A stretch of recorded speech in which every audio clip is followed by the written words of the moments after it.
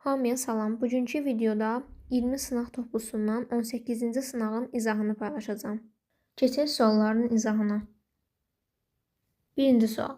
Düzbucaqlı paralelepipedin tam səthinin sahəsi 25, oturacağın sahəsi 3 olarsa, onun yan səthinin sahəsini tapın. Düzbucaqlı paralelepipedin 6 dənə üzü var. 2 dənə oturacaq, 4 dənə yan üz. Yan səthin sahəsini tapmaq üçün tam səthin sahəsindən oturacaqların sahəsini çıxmaq lazımdır. S-yan bərabərdir. 25 çıxılsın, 2 dənə oturacağı var. 3 üstəgəl 3. Cavab 25 çıxılsın 6, 19. D variantı. İkinci sual. A ədədi hansı iki ardıcıl tam ədəd arasında yerləşir? Bunu tapmaq üçün surətdəki ifadədən ortaq olan kökdə 7-ni mötərizə xaricinə çıxartmaq lazımdır. A bərabərdir. Kökdə 7-ni mötərizənin xaricinə çıxartdıq. Birinci ifadədə qalır kökdə 5, ikincidə qalır kök altında 4. Bölünsün kök altında 7. Bunlar ixtisar gedir. Qalır kök altında 5, üstə gəlinsin 2. Kök altında 5-in təqribi qiymətini 2,1 götürsək, onda bu ifadənin təqribi qiyməti olur 4,1. Deməli, A ədədi 4 ilə 5 arasında yerləşir. Cavab C variantı. Üçüncü sual. İfadəni sadələşdirin. Bunun üçün surətdəki ifadələri kublar fərqi şəklində yazaq. A üstündə 12 və B üstündə 12-ni A üstündə 4-ün kubu çıxılsın B üstündə 4-ün kubu şəklində yaza bilərik. Məxrəzdəki ifadəni olduğu kimi saxlayaq. A üstündə 8 üstəgəl, A üstündə 4, B üstündə 4 üstəgəl, B üstündə 8. Bərabərdir. Surətdəki ifadəni müxtəsər vurma düsturunun köməyi ilə açaq. A üstündə 4 çıxılsın B üstündə 4 vurulsun. Birincinin kvadratı üstəgəl birinci ilə ikincinin hasili üstəgəl ikincinin kvadratı. Bölünsün. A üstündə 8 üstəgəl bunların hasili üstəgəl B üstündə 8. Bu ifadələr ixtisarı olur. Yerdə qalır A üstündə 4 çıxılsın B üstündə 4. Deməli, birinci ifadənin cavabı olur A üstündə 4 çıxılsın B üstündə 4. İndi ikinci ifadəni sadələşdirək. İkinci ifadədə burada üstəgəl olur. Məxrəcdə isə çıxma olur. Burada da üstəgəl yazırıq. Burada da çıxma yazırıq. Eyni ilə yenə məxrəzdəki ifadə ilə buradakı ifadə ixtisar olur. Burada qalır A üstündə 4 üstəgəl B üstündə 4. İndi isə bunu yazaq. A üstündə 4 çıx, B üstündə 4 vurulsun. A üstündə 4 üstəgəl B üstündə 4. A çıx B, A üstəgəl B müxtəsər vurma düsturunun açılışıdır. Onda cavab olur birincinin kvadratı çıxılsın ikincinin kvadratı. Cavab A üstündə 8 çıxılsın B üstündə 8, Y variantı. Dördüncü sual. A və B çoxluqları üçün bu çoxluğun neçə alt çoxluğu var? İlk öncə A və B-nin kəsişməsindəki elementlərin sayını tapaq. 2 ortaqdır, 3 ortaqdır. Deməli, bunların 2 dənə ortaq elementi var. Onda A ilə B-nin kəsişməsindəki elementləri bu formada yaza bilərik. 2 elementli çoxluğun alt çoxluqlarının sayı 2 üstündə 2 düsturu ilə tapılır. Cavab 4. Ümumiyyətlə, bir çoxluğun n dənə elementi varsa, onun alt çoxluqlarının sayı 2 üstündə n düsturu ilə tapılır. Cavabımız B variantı. 5-ci sual. Kvadrat tənliyin köklərinin kubları cəmini tapın. Kublar cəmini köməkçi müxtəsər vurma düsturu ilə açaq. x1-in kubu üstəgəl x2-nin kubu bərabərdir. x1 üstəgəl x2-nin kubu çıxılsın 3x1 x2 x1 üstəgəl x2.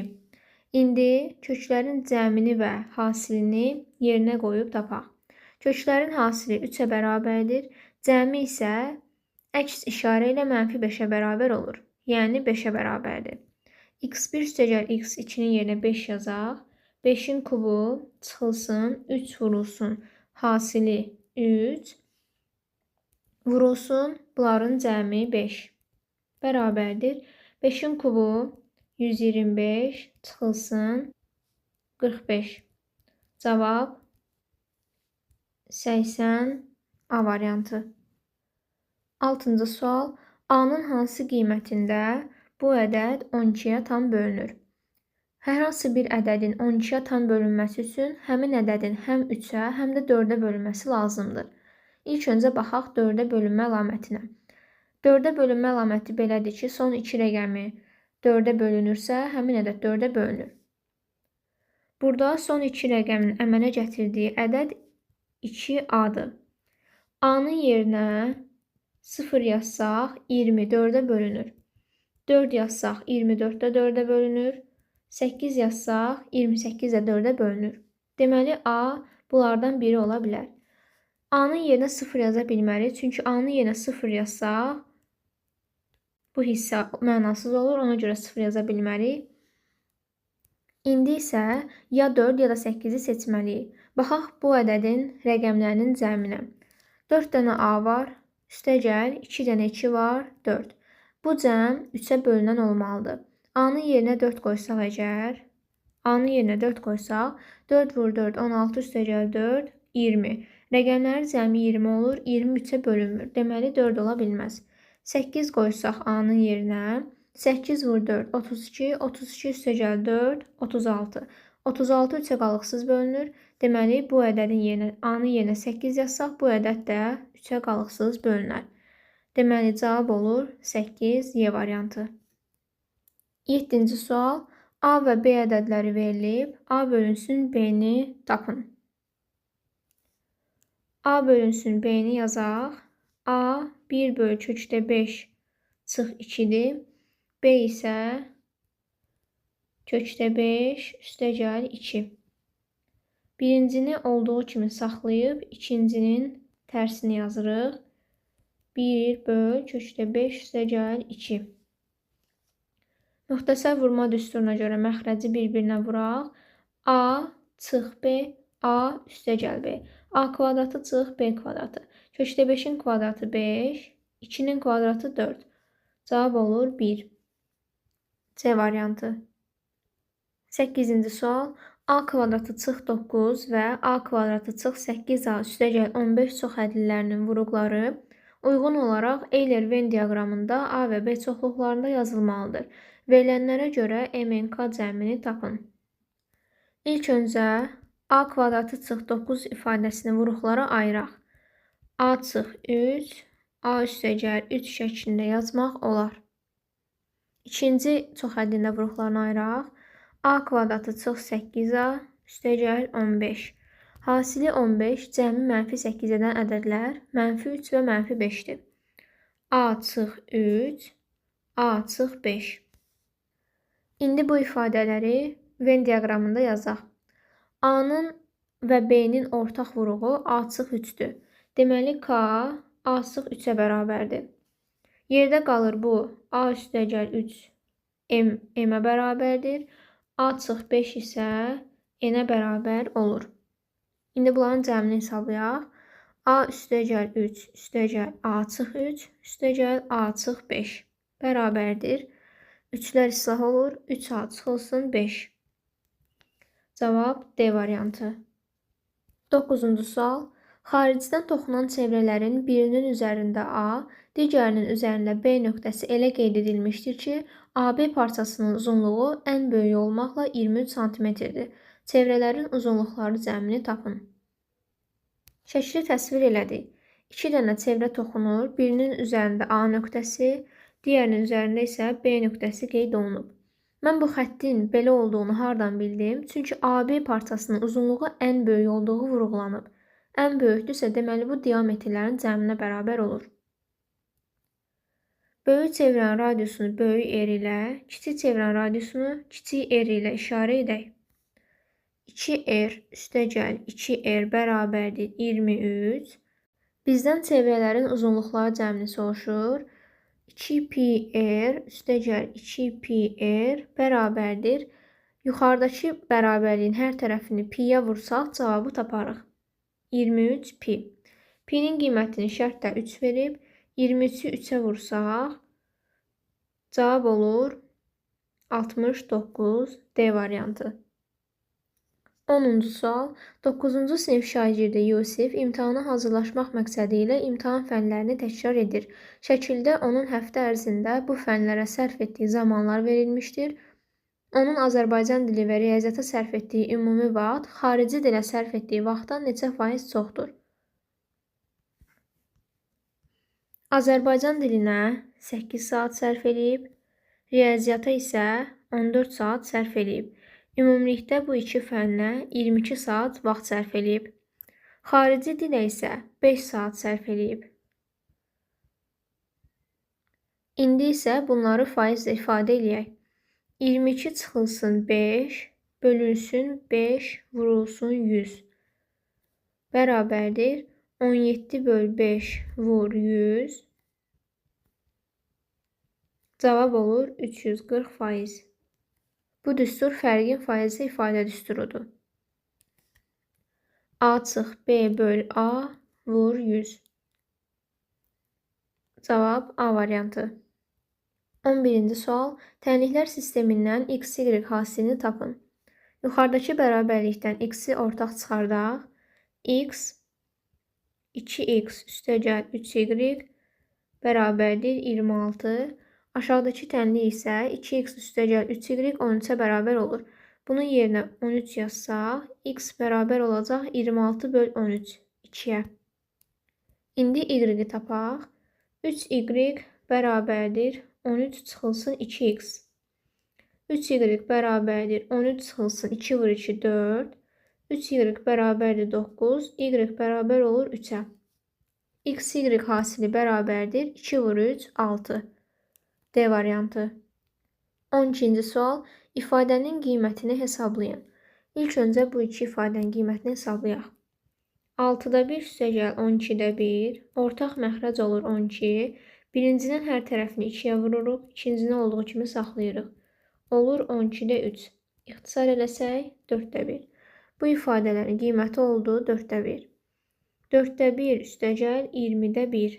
Bərabərdir 20-də. Buranın hər tərəfini 5-ə vururuq. 5 üstəgəl 1, 20-də 6. İxtisar eləsək 10-da 3. Daha sonra 10-da 3 kəsirinin üzərinə 30-da 1 gəlirik. Birincinin hər tərəfini 3-ə vururam. 30-da 9 üstəgəl 1. 30-da 10. İxtisar eləsək 3-də 1. Cavab Y variantı. 13-cü sual. N-in neçə qiymətində bu ifadə çoxhədli olar? İfadənin çoxhədli olması üçün qüvvətlər sıfırdan böyük olmalıdır.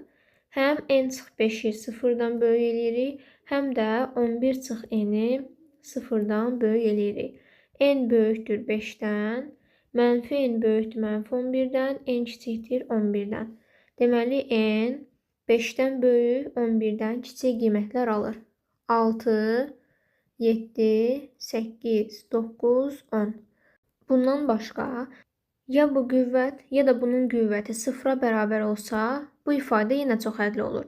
Yəni, n-in yerinə 5 yazsaq, bura sıfıra gedir, burada qalır 7, burada isə x üstündə 6. Buradakı n-i 11-ə bərabər eləsək, bura sıfıra gedir, burada qalır 11 çıx 5, 6. Bu 5 qiymətdən başqa həm 5-i, həm də 11-i qoysaq, bu ifadə yenə çoxhədli olar. Deməli, cəmi 5 üstəgəl 2, 7 qiymətində çoxhədli olur. 14-cü sual. ABC düzbucaqlı üçbucağında MN AB-yə perpendikulardır. SM 2, MB 10 olarsa, B-ni də 6 verib, A-ni tapın. Buranı soruşur. Bu tapşırığı həll etmək üçün oxşarlıqdan istifadə etmək lazımdır. Deməli, bu üç bucaqların bir bucağı 90 dərəcədir. Bir bucağı alfa olsun. Bu həm MNB üç bucağının, həm də böyük ABC üç bucağının bucağıdır. Yerdə qalır bu bucaqlar. Burada beta desək, burada beta olur. Çünki alfa 90 beta, burada da alfa beta 90 dərəcə olur. 3 dənə buzağına görə bu üç buzaqlar oxşar oldu. İndi isə nisbəti yazaq. Kiçik üç bucaqda betanın qabağında duran tərəf 6-nın, böyük üç bucaqda betanın qabağında duran tərəf 12-yə nisbəti bərabərdir. Kiçik üç bucaqda 90-ın qabağında duran 10-un, böyük üç bucaqda 90-ın qabağında duran x üstəgəl 6-ya nisbəti. 2-də 1, x üstəgəl 6 bərabərdir 20-yə, x bərabər olur 14-ə. Cavab A variantı. 15-ci sual. 2 zər eyni anda atıldıqda düşən xalların fərqli olması hadisəsinin ehtimalını tapın. 2 zər eyni anda atılırsa, mümkün halların sayı olur 36. Düşən xalların fərqli olması hadisəsinin ehtimalını tapmaq üçün ümumi ehtimaldan düşən xalların eyni olması hadisəsinin ehtimalını çıxırıq. 1, 1, 2, 2, 3, 3, 4, 4, 5, 5, 6, 6. 6 dənə əlverişli hal var ki, eyni olsun. Biz 1-dən 36-da 6-nı çıxsaq, bu ehtimal düşən xalların eyni olması ehtimalıdır. Tamdan bunu çıxsaq, düşən xalların fərqli olma hadisəsinin ehtimalını tapacağıq. Bu da olacaq 36-da 30. İxtisar eləsək 6-da 5. Cavab C variantı. 16-cı sual. Bərabərsizliyin natural həllərinin cəmini tapın. Surətdəki ifadəni vuruqlara ayıraq. Hasili 10, cəmi -7 edən x çıx 2, x çıx 5 böl x çıx 2 kiçikdir 0. X çıx 2-lər ixtisar gedir. X çıx 5 kiçikdir 0, x kiçikdir 5-dən. Natural həlləri, yəni müsbət tam həllərini soruşur. 1, 2, 3, 4 ola bilər. Amma məxrəcdə 2 var. Biz 2 yazsaq, 2 çıx 2 məxrəc olur 0. Bu isə mümkün deyil. Deməli, yerdə qalır 3 dənə həll. Bunların da cəmi 1 üstəgəl 3 üstəgəl 4 cavab olur 8. 17-ci sual. Əkob böl əbob 20 olarsa, n natural ədədini tapın. Görünür ki, bu ədədlə bu ədəd qarşılıqlı sadə ədədlərdir. Çünki onların fərqi 1-ə bərabərdir. Həmçinin bununla bu da sadə ədəddir. Qarşılıqlı sadə ədədlərdir, çünki onların da fərqi 1-ə bərabər olur. Qarşılıqlı sadə ədədlərin əkobu onların hasilinə bərabərdir.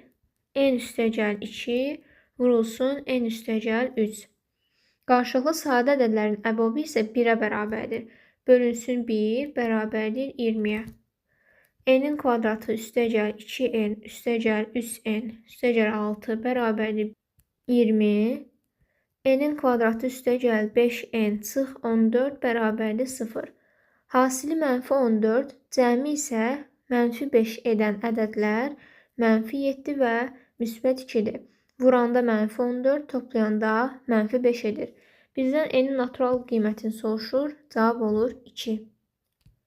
18-ci sual. Düz xətt üzərində n üstəgəl 5 sayda nöqtə qeyd edilib. Bu nöqtələrin əmələ gətirdiyi şüaların sayı 32 olarsa n-i tapın. Belə bir düstur var idi ki, əgər düz xətt üzərində n sayda nöqtə varsa, şüaların sayı olurdu 2n. İndi n üstəgəl 5 sayda nöqtə var. Onda şüaların sayı olacaq 2 vurulsun n üstəgəl 5. 2 vurulsun n üstəgəl 5 bərabərdir 32. N üstəgəl 5 bərabərdir 16, n bərabər olur 11-ə. Cavab 11. 19-cu sual. Katetləri 3 və 4 olan düzbucaqlı üçbucağın iti bucaqlarının sinusları cəmini tapın. Bu olsun düzbucaqlı üçbucaq. Katetləri 3, 4-dür. Hipotenuz olur 5. Birinci bucaq olsun, bu da ikinci bucaq. İndi sinusları hesablayaq. Sinusu tapmaq üçün qarşıdakı kateti hipotenuza bölmək lazımdır. Bu bucağın sinus, bu bucaq olsun alfa, bu da olsun beta. Sinus alfa bərabərdir. Qarşıdakı katet, yəni 4 bölünsün 5. Sinus beta bərabərdir. Qarşıdakı katet 3 bölünsün 5. Bunların cəmi olur 5-də 4 üstəgəl 5-də 3. 5-də 7, yəni 1,4. 20-ci sual. A parametrin hansı qiymətində tənliyin həlli yoxdur? İlk öncə x-li dəyişənləri bir yerə yığaq. 2x çıxsın ax üstəgəl 7x bərabərdir 3 çıxılsın 11 mənfi 8. 9x çıx ax bərabərdir mənfi 8. X-i mütərizə xaricdən çıxarsaq 9 çıx a bərabər olur mənfi 8-ə. Bu xətti tənlikdir. Xətti tənliyin həllinin olmaması üçün x-in əmsalı 0-a bərabər olmalıdır. X çıx a bərabərdir 0, a bərabərdir 9. Cavab 9. 21-ci sual. Qrafiklərdə müəyyən zaman müddətində A və B şirkətlərinin gəlirləri verilmişdir. Bu şirkətlərin gəlirləri eyni qaydada artmaqda davam edərsə, ilin sonunda onların ümumi gəlirlərini hesablayın. İlk öncə A şirkətinə baxaq. A şirkəti 2 aya 5 milyon manat gəlir əldə edir. 2 aya 5 milyon manat gəlir əldə edərsə, 1 ilə, yəni 12 aya x qədər əldə edir. X bərabərdir 30. B şirkəti isə 8 aya 4 milyon manat gəlir əldə edərsə, 12 aya y qədər əldə edir. Y bərabərdir 6-ya. Bu iki şirkət bir ilin sonunda cəmi 30 üstəgəl 6, 36 milyon manat gəlir əldə edər. 22-ci sual. Düzbucaqlı OXY koordinat sisteminə verilmiş AOB bərabər yanlı üçbucağının OB oturacağı apsis oxu üzərində, A təpəsi isə 7-3 nöqtəsində yerləşir. AOB üçbucağının sahəsini tapın. Koordinat sistemini təsvir edib A nöqtəsini qeyd elədi. Üçbucağın bir təpəsi A nöqtəsində yerləşir, bir təpəsi O nöqtəsində yerləşir. İndi digər təpənin yerləşdiyi yeri tapaq. Bu məsafə 7-dirsə, biz bilirik ki, bərabər yanlı üçbucağın təpə nöqtəsinə oturacağı bir dənə hündürlük çəksək, oturacağı yarıya böləcək. Deməli, burada 7 olub. Ümumilikdə AOB üçbucağının oturacağı olur 14, hündürlüyü isə 3-ə bərabərdir. Çünki bu 3 Y-i göstərir. Bura 3-dürsə, onda burada 3 olur. S bərabərdir 2-də 1 vurulsun tərəf, vurulsun hündürlük. 7 vur 3, 21. 23-cü sual. 40% spirt məhlulu ilə 30% spirt məhlulunu qarışdırdıqda 200 qram 32% spirt məhlulu alınarsa 40% spirt məhlulundan neçə qram götürülmüşdür? Fərz eləyək ki, 40% spirt məhlulundan x qram götürülmüşdür. 30% spirt məhlulundan isə y qram götürülmüşdür. X qram 40% spirt məhlulunda x-in 40% qədər spirt var. Yəni 0,4x qram spirt var. Y qram 30% spirt məhlulunda isə 0,3y qədər spirt var. Bunları qarışdıranda ümumilikdə 200 qram 32% məhlul alınır. 200 qram 32% məhlulun içərisində 200-ün 32% qədər spirt var. Yəni 64 qram. Deməli, x üstəgəl y-in cəmi 200-ə bərabərdir. 0,4x üstəgəl 0,4y-in cəmi isə 64-ə bərabər olur. Tənliklər sistemi qurmaqla bunu həll edək. X üstəgəl y bərabərdir 200-ə. 0,4x üstəgəl 0,3y bərabərdir 64-ə. 24-cü sual. Dördbucaqlının 3 tərəfi 10, 5 və 8-dir. Onun daxilini çevrə çəkmək mümkündürsə, perimetrin ala biləcəyi qiymətlərin cəmini tapın. Dördbucaqlının daxilini çevrə çəkmək mümkündürsə, qarşı tərəflərin cəmi bir-birinə bərabər olmalıdır. Bunun üçün burada 3 mümkün hal var.